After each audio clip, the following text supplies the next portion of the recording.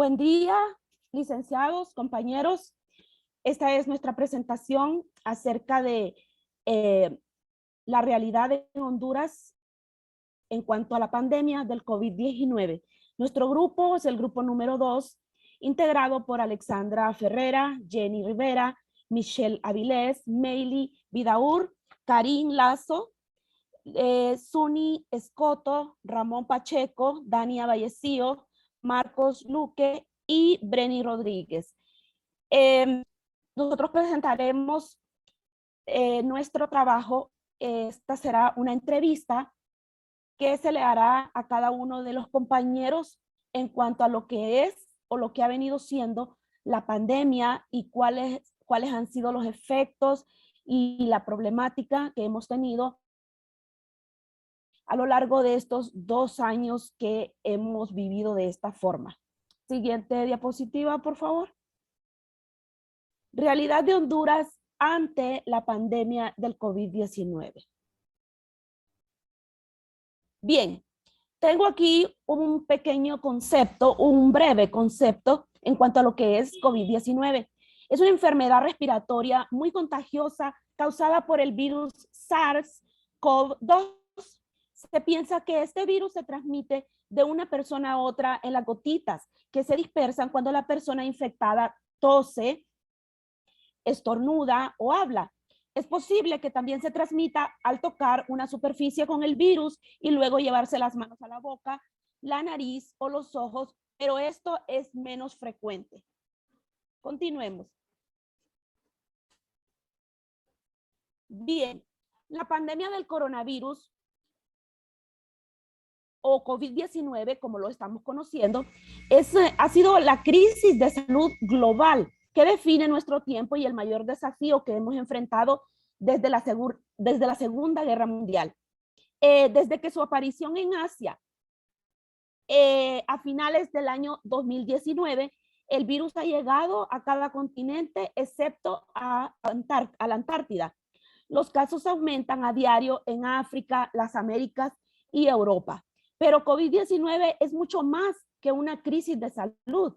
Al poner a prueba a cada uno de los países que toca, la enfermedad por COVID-19 tiene el potencial de crear crisis sociales, económicas y políticas devastadoras que dejarán profundas cicatrices. En Honduras, la situación económica precrisis no solo determinará el tipo y la magnitud de efecto de los shocks derivados, también incidirá en la capacidad de respuestas del país. Tengo aquí preguntas para cada uno de nuestros compañeros para que nos amplíen un poco más acerca de lo que ha venido siendo la realidad en nuestro país con la pandemia del COVID-19. Compañera Alexandra, ¿nos podría hablar un poco acerca de los síntomas que presenta una persona contagiada de coronavirus? El COVID afecta de distintas maneras en función a cada persona. La mayoría de las personas que se contagian presentan síntomas de intensidad leve o moderada. Los síntomas más habituales son fiebre, tos, cansancio, dolor de garganta, pérdida del gusto o del olfato, dolor de cabeza. Los síntomas menos comunes son la diarrea, los ojos irritados, erupción en la piel. Y los síntomas graves, dificultad para respirar y dolor en el pecho. Lo recomendable es buscar atención inmediata si se tiene síntomas graves. Las personas con síntomas leves, que por lo demás estén sanas, deben controlar sus síntomas en su casa. Los síntomas por medio tardan de 5 a 6 días en remitir desde que una persona se infecta con el virus, pero puede tardar hasta 14 días. Perfecto. Compañera Jenny y compañera Karin, ¿cómo podemos prevenir el coronavirus? Para protegernos de ese virus, tenemos que usar mascarilla, ya que eso ayudará a no contagiarnos más rápidamente. También lavarse las manos frecuentemente, porque manipulamos muchas cosas que podrían estar infectadas. También al salir de la casa y hay mucha aglomeración de personas, hay que procurar guardar una distancia de 1 a 2 metros. También al estornudar, cubrirse la boca con el codo y lavarse inmediatamente. Está también el desinfectar las áreas que más son manipuladas, ya sea con abundante agua y también con alcohol. Bien, Perfecto. ampliando un poco la pregunta que nos hace compañera, hay muchas formas de poder prevenir esta enfermedad.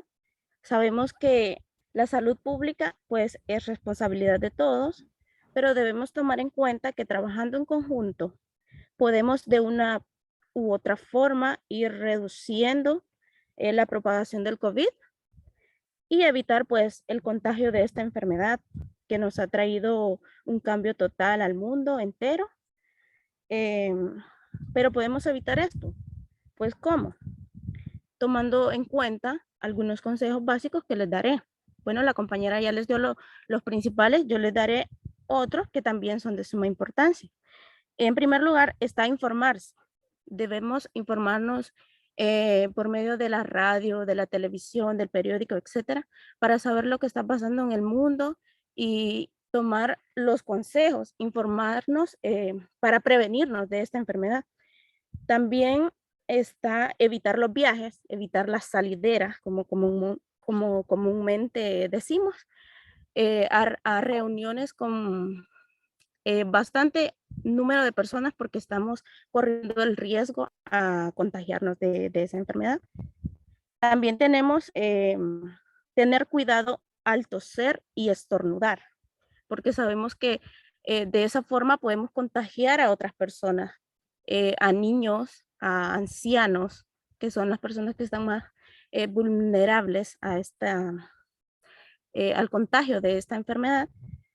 También tenemos quedarse en casa en caso de estar enfermos. Tenemos que estarnos ahí porque no podemos salir a las calles, un ejemplo, y podemos contagiar a otra persona. Entonces tenemos que guardar reposo en nuestra casa mientras pues se nos pasa esta enfermedad, ¿verdad? También tenemos el uso constante de gel antibacterial. Podemos comprarnos nuestro botecito de gel para cargarlo donde sea que vayamos para desinfectarnos a cada momento. Y por último tengo cuidarnos en casa como familia, desinfectando al momento de hacer las compras, ¿verdad? Desinfectando todo lo que compremos, lavándonos las manos a cada rato, como lo mencionaba la compañera. Esas serían buenas medidas de prevención para que las tomemos en cuenta y las pongamos en práctica, porque de nada sirve tenerlas en cuenta, sabemos que eso es, y no las ponemos en práctica para ir cambiando la pandemia, para que no se siga extendiendo, compañera. Gracias, compañeras. Muy, muy importantes sus consejos. Bien, continuamos. En cuanto a tratamiento, compañera Suni, ¿qué nos puede decir o cuál es el tratamiento adecuado al momento de diagnosticar a una persona positivo de COVID? Para el tratamiento del COVID-19, para proporcionar unos cuidados ópticos, se necesita oxígeno para los pacientes que se encuentran más graves y aquellos que corren mucho más el riesgo de desarrollar una enfermedad severa. También nosotros podemos, al momento de dar positivo al COVID, ir a donde un médico y ponerse en un tratamiento al cual el tratamiento que ellos nos indican, si es un poco fuerte, sería lo que es el tratamiento maíz, que siempre que uno agarra ese tipo de enfermedad es lo que le diagnostican y le dicen, usted tiene que estar en un tratamiento y estar encerrado de 1 a 15 días, pero si el tratamiento no le llega a funcionar y uno se sigue sintiendo más mal, pues ahí es donde uno necesitaría el oxígeno. Porque sin el oxígeno, pues nosotros ya sabemos que sin un oxígeno y sin un tratamiento, nosotros pues vamos a morir. Hay personas que no les gusta ir al doctor, prefieren cuidarse por ellos mismos y ellos hacen un tratamiento casero que muchas personas han dicho que es muy eficaz al momento de hacer ese tratamiento, el cual la receta es de ajo con miel, jengibre y cebolla roja. Hacer un té todas las noches para que lo que tenemos del COVID eso lo vaya reduciendo y así de manera uno vaya sintiéndose mejor. Entonces lo que más acuden los doctores es decir, si usted se quiere cuidar en su casa, haga el té que se le dice o el té que usted haya conveniente. Y si se sigue sintiendo mal, pues venga a donde nosotros y le ponemos el tratamiento maíz. Y si ya es muy fuerte, sería el oxígeno.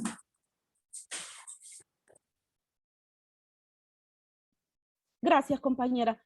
Bien, pues buenos consejos, ¿verdad? Que tenemos dos opciones. Seguimos. Desde que empezó la pandemia, se ha venido hablando de algunas variantes. ¿Qué nos puede decir usted, compañera Dani, acerca de estas variantes? Bueno, les voy a hablar un poco de la variante alfa. Esta variante se detectó en septiembre del 2020 en el país de Reino Unido por primera vez y estuvo presente en 164 países. Esta variante es más transmisible y puede causar síntomas graves en personas jóvenes de 20 años y el riesgo de muerte es de 61%, sobre todo en hombres de 55 a 69 años. Tenemos la variante beta. Esta variante se detectó en octubre del 2020 por primera vez y se presentó en 115 países. Esta variante es capaz de disminuir la eficacia de anticuerpos, ¿verdad? E infecciones naturales. En caso de la vacuna Pfizer, se redujo un 40% de su efectividad. También les voy a hablar de la variante Delta.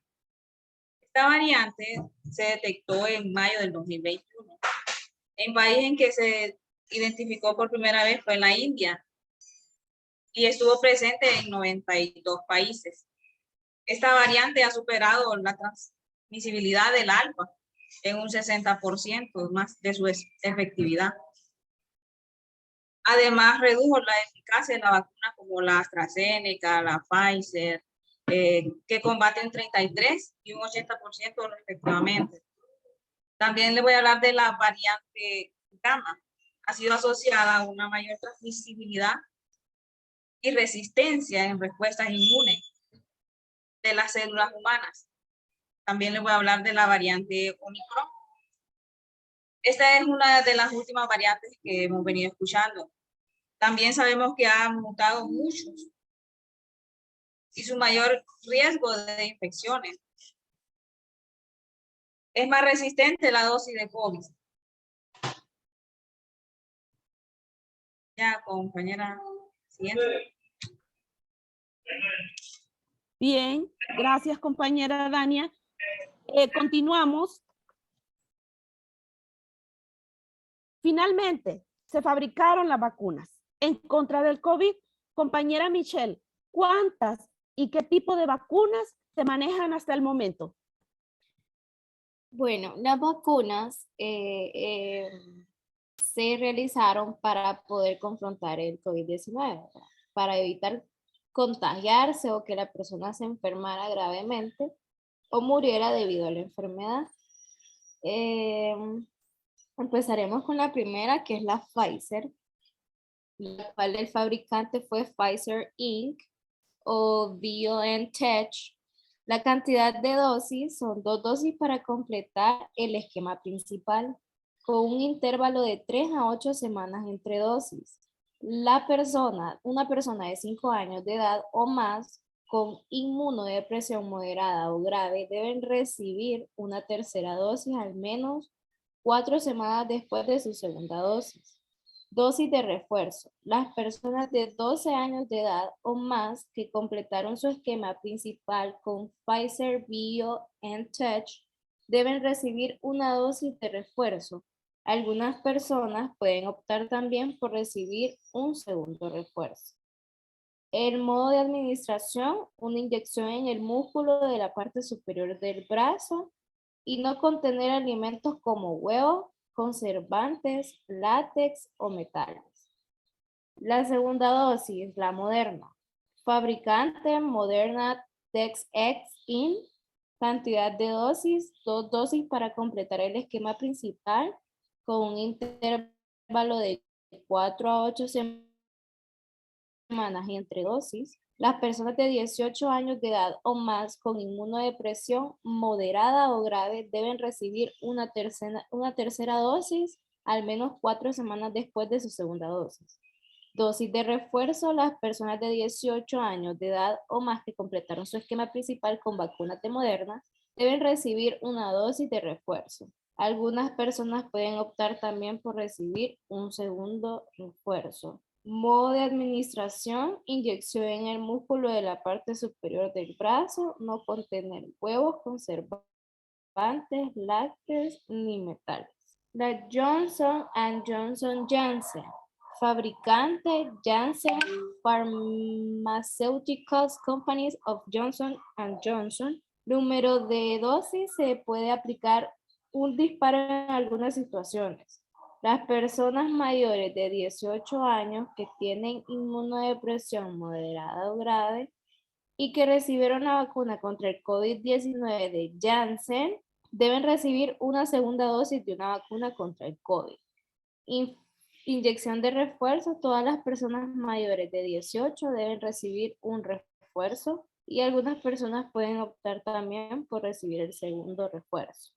Tipo de vacuna, vector viral, modo de administración, inyección en el músculo de la parte superior del brazo. La Sputnik es la primera vacuna registrada del mundo basada en una plataforma bien estudiada de vectores adenovirales humanos. Ha sido aprobada en 71 países con una población de 4 millones de personas. La vacuna lleva el nombre del primer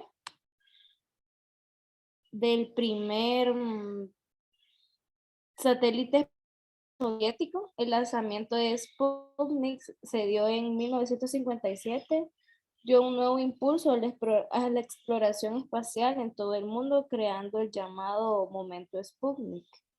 La eficacia de la vacuna es del 97% según el resultado del análisis de datos sobre la incidencia del coronavirus entre los rusos vacunados con ambos componentes del fármaco en el periodo comprendido entre el 5 de diciembre del 2020 y el 31 de marzo del 2021. Por último, la AstraZeneca. En junio del 2020, el Instituto Nacional de Alergias y Enfermedades y Infecciones confirmó que la tercera fase de pruebas de posibles vacunas desarrolladas por la Universidad de Oxford y AstraZeneca comenzará en el julio del 2020. El 13 de junio del 2020, AstraZeneca firmó un contrato con Europa, un grupo formado por Francia, Alemania, Italia y los Países Bajos para suministrar hasta 400 millones de dosis de su vacuna experimental a todos los Estados miembros de la Unión Europea. El 10 de febrero del 2021, la Organización Mundial de la Salud emitió una guía provisional y recomendó la vacuna AstraZeneca para todos los adultos. El 16 de febrero del 2021, la Administración de Productos Terapéuticos de Australia otorgó la aprobación provisional para la vacuna AstraZeneca.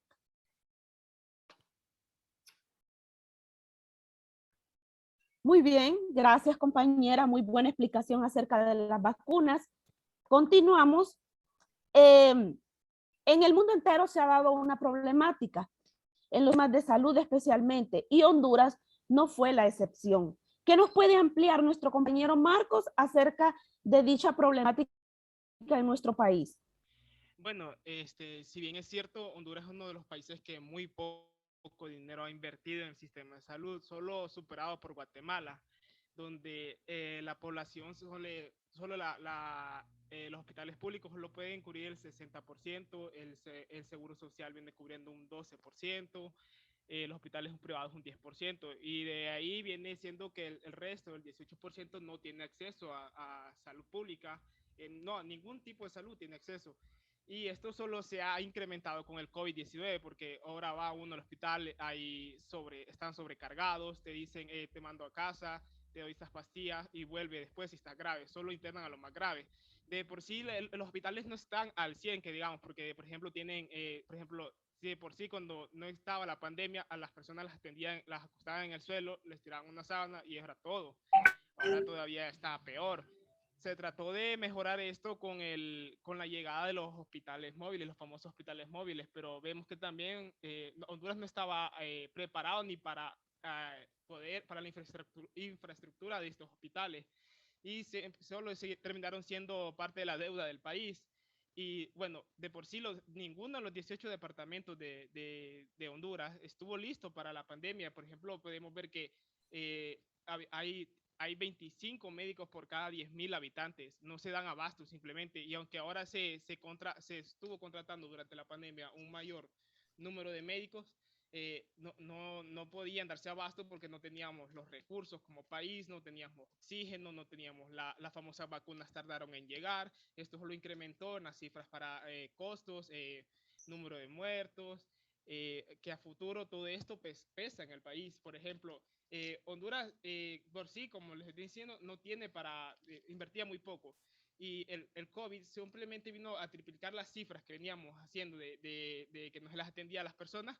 Aún si no es un doble, es al triple por ciento que se le vino intensificando. Otra cosa es que los hospitales de Honduras vienen siendo del siglo pasado. Por ejemplo, el hospital más moderno creo que vino siendo el de Santa María, creo que no me acuerdo, que fue en el 2004. De ahí no se ha vuelto a construir un hospital con una infraestructura moderna aquí en el país. Gracias.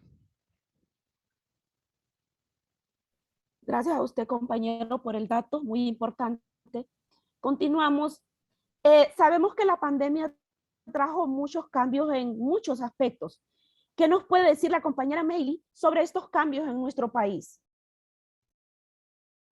Bien, primeramente, muchas gracias por la invitación a esta pequeña entrevista. Y para mencionarle algunos cambios, estos cambios han sido drásticos, un poco drásticos, y en cuanto a la educación y a la salud. Entonces, en la educación podríamos decir que las clases se han transformado en semipresenciales y virtuales, lo que hemos estado viendo en la ha reemplazado a las madres por el uso de redes sociales. También viene lo que son los embarazos no planeados por el confinamiento. Cabe recalcar también y mencionar, porque es muy importante, otros tipos de cambios, que son los edificios de estructura, de infraestructura, estos ya que se han deteriorado mucho. También se ha minimizado la integración en la sociedad. Ya no nos estamos integrando como antes a un 100% en la sociedad. Se ven afectados también los grandes negocios. ¿Por qué? Por la economía, que esta ha dado un golpe muy duro en la sociedad, en el país. Y esto se ha dado más que todo en las micros, medianas y grandes empresas, que ha sido muy baja la economía. También los empleos han sido muy bajos en porcentaje. Estos cambios, como le vengo mencionando, han sido drásticos, unos más que otros. Y esto es todo por la pregunta, compañera. Bien, perdón. Bien, compañera. También le quiero preguntar que finalmente, ¿nos puede usted explicar un poco acerca de las estadísticas que se obtuvieron en los años 2019 y 2020 y hasta en el 2021 todavía? Exactamente, estos datos que nosotros venimos manejando desde el año 2020 hasta el año 2022, que se han venido reflejando gracias a Dios que en el año 2020 los casos confirmados 175.442 casos. Los que 4.301 casos, o sea, 4.301 muertes.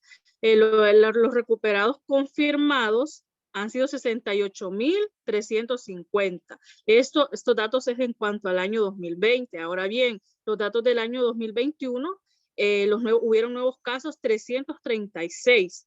El total de casos ya confirmados fueron de 190,478.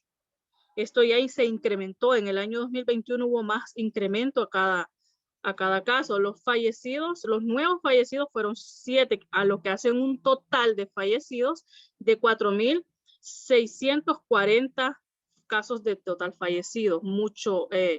Los nuevos recuperados pues fueron 0 lastimosamente, y el total de recuperados en el año 2021 fue de 73,308 personas recuperadas. Y ya para este año tenemos unos datos también del año 2022 que aquí nos muestra que el total de casos fue de 421,062. Los casos nuevos, gracias a Dios, no se dio ninguno. Los casos por 1.000.000 de personas fueron de 45,976, y las muertes, pues gracias a Dios, bajó mucho, que fue de 10,880. Pero haya quedado claro estos datos. Gracias, compañera. Sí, de mucha importancia todos los datos que nos dieron. Esto ha sido todo lo que nosotros teníamos preparado. Con esto concluimos. Esperamos la información sea de mucha utilidad también para quienes la puedan ver. Gracias.